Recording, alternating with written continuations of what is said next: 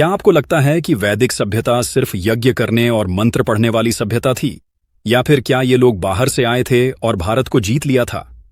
रुकिए, क्योंकि आज हम वैदिक सभ्यता के सबसे बड़े मिथकों को तोड़ने जा रहे हैं और उनके पीछे का सत्य आपके सामने लाएंगे। हेलो दोस्तों, स्वागत है आपका हमारे चैनल पर। आज हम बात करेंगे वैदिक सभ्यता, यानी वो युग जिसने भारत की सांस्कृतिक नींव रखी। लेकिन इस सभ्यता के बारे में हमें स्कूलों में, किताबों में और इंटरनेट पर ढेर सारी बातें सुनने को मिलती हैं। कुछ कहते हैं कि वैदिक लोग सिर्फ धार्मिक थे, कुछ कहते हैं कि वो हिंसक योद्धा थे।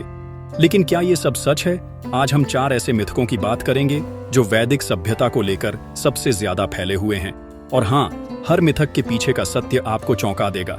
तो चलिए सबसे पहले बात करते हैं मिथक नंबर 1 की। वैदिक सभ्यता को लेकर अधिकतर लोगों के मन में यह बात आती है कि यह युग बस यज्ञ, हवन और मंत्र का है।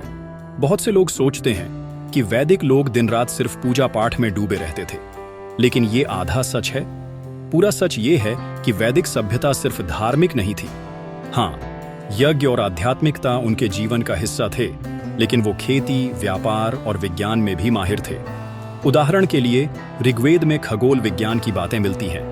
जिस समय दुनिया जंगलों में घूम रही थी, उस समय हमारे ऋषि मुनि नक्षत्रों और ग्रहों पर चिंतन कर रहे थे। और सबसे बड़ी चौंकाने वाली बात यह है कि वैदिक लोग धातु विज्ञान में भी उस्ताद थे। उनके पास लोहे और तांबे के औजार थे, जो उस समय की उन्नत तकनीक का सबूत है। ये बड़े गर्व की बात है कि जब दुनिया पत्थर घीस रही थी, तो हमारे वैदिक काल के लोग लोहे गला रहे थे। तो मित्रों, अब आप बताइए, क्या ये सिर्फ धार्मिक सभ्यता थी? कमेंट में अपनी राय जरूर लिखें। आइए अब दूसरे मिथक की बात करते, जो सबसे अधिक विवादित भी है। इसके अनुसार वैदिक लोग यानी आर्य, जो कथित तौर पर मध्य एशिया से भारत आए और यहाँ के मूल निवासियों को हरा दिया। स्कूल की किताबों में भी यही पढ़ाया जाता था, है ना? लेकिन सच क्या है? हाल के पुरातात्विक और जेनेटिक अध्ययनों ने इस मिथक पर सवाल उठाए हैं। उदाहरण के लिए हड़प्पा और वैदिक सभ्यता में कई समानताएं मिलती हैं, जैसे अग्निवेदियां और जल प्रबंधन की तकनीक।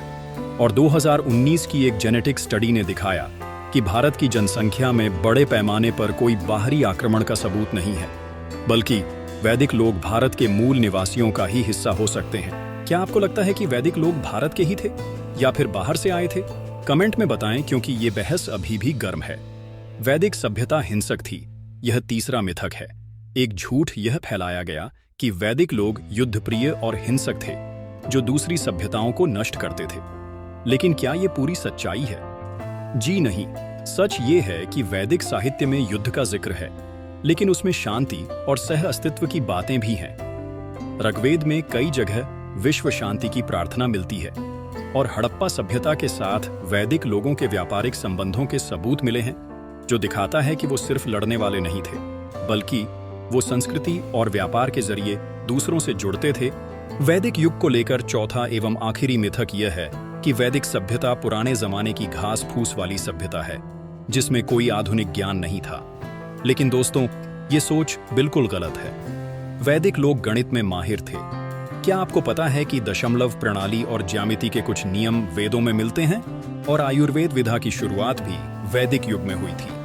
आज हम जिस योग और ध्यान को फॉलो करते हैं, उसकी जड़ें भी वैदिक सभ्यता में हैं। तो क्या ये सभ्यता पिछड़ी थी? बिल्कुल नहीं। तो दोस्तों, वैदिक सभ्यता के ये मिथक और सत्य आपको कैसे लगे? क्या कोई और मिथक है जो आपने सुना हो?